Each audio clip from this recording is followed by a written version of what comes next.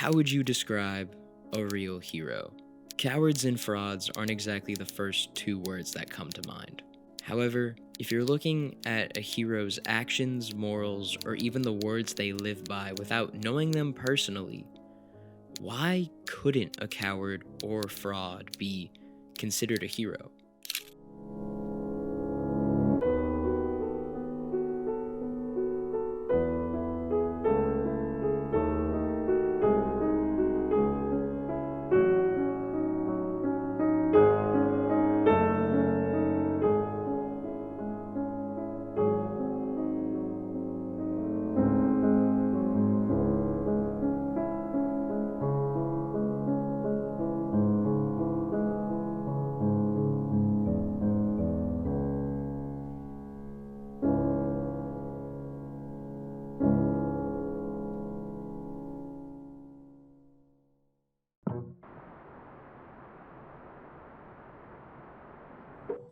Frieren Beyond Journeys End is an ongoing manga series that was released in 2020. Since then, the first season is wrapped up. However, there is no need to fret, as Season 2 is well on its way in production. I cannot recommend this series enough. If you are a writer, lover of all things fantasy, RPGs, or well-told stories as a whole, this series was made for you. I would like to take the time to highlight two very specific characters and their stories in one particular episode. Those two being the hero Himmel and the warrior Stark. Fair warning, there will be spoilers for episode 12 of the show, so if you're at all interested, give it a watch and come back later. Now, with that little disclaimer out of the way, let's get into it.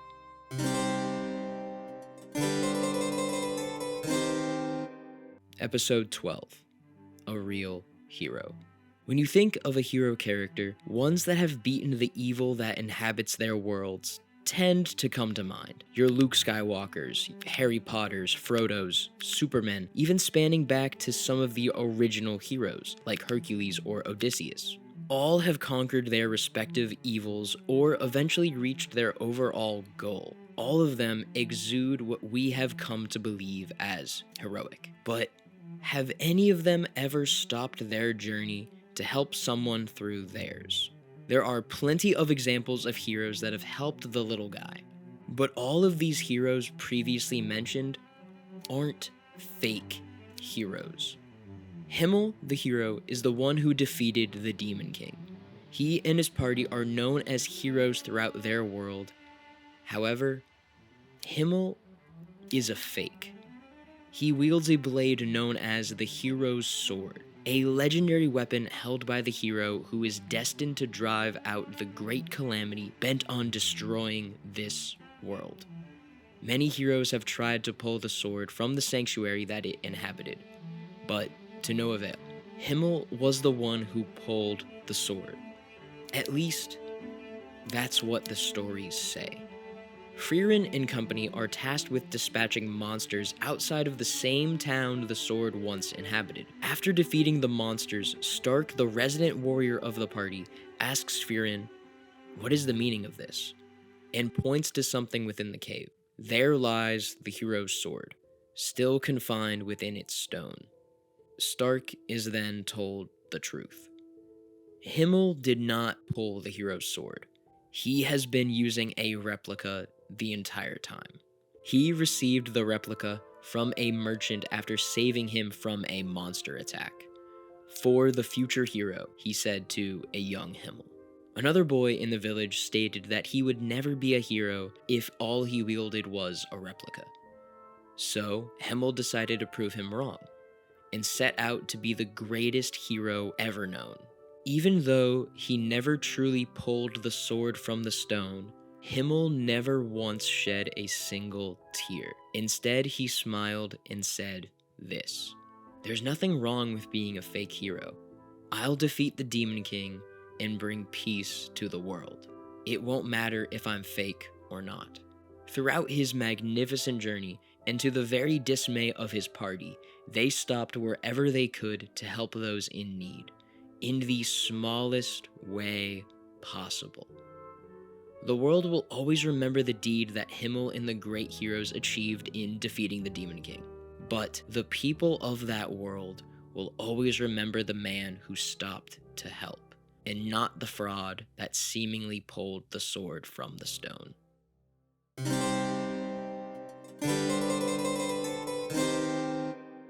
Cowards are ones that run away.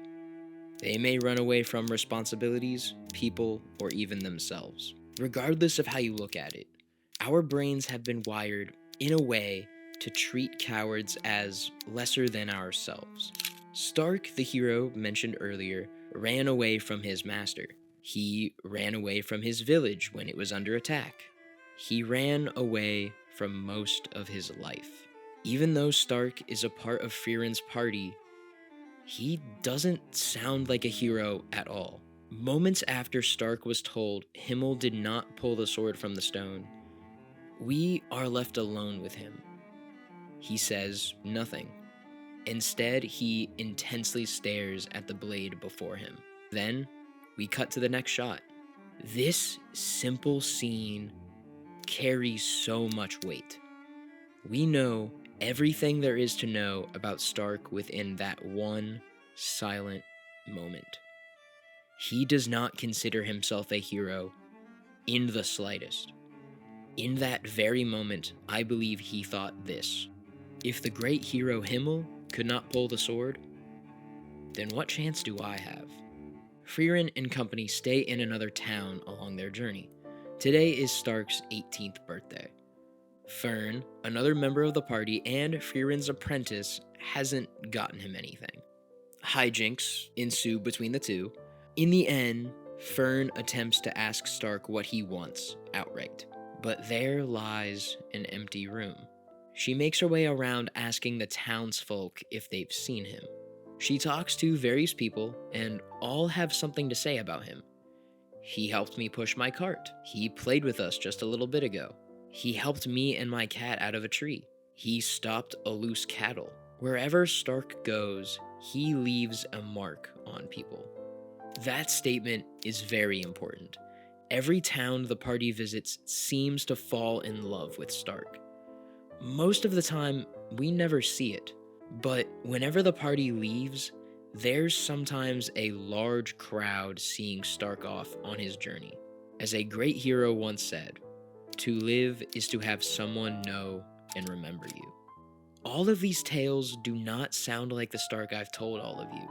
This Stark sounds like a real hero, one that helps whenever he can. Stark has gone up against many powerful foes. He's fought dragons, demons, and even his master, a hero in his own right. Through all of these encounters, Stark finds himself trembling with fear. He is afraid. Fern eventually finds Stark basking in the setting sun, watching the clouds dance above. The clouds take on, shall we say, various shapes that leave him in awe. She then takes Stark on a walk and asks him outright what he wants for his birthday. Stark is taken back by this. Not by the gesture. He didn't know that you buy gifts for someone on their birthday. Growing up, his family never gave him anything for his birthday. And that very comment makes him remember his home life. Stark is from a warrior village. His older brother, Stoltz, is the best warrior in said village. Their father praises Stoltz, but neglects Stark. Like Himmel, Stark never once gave up.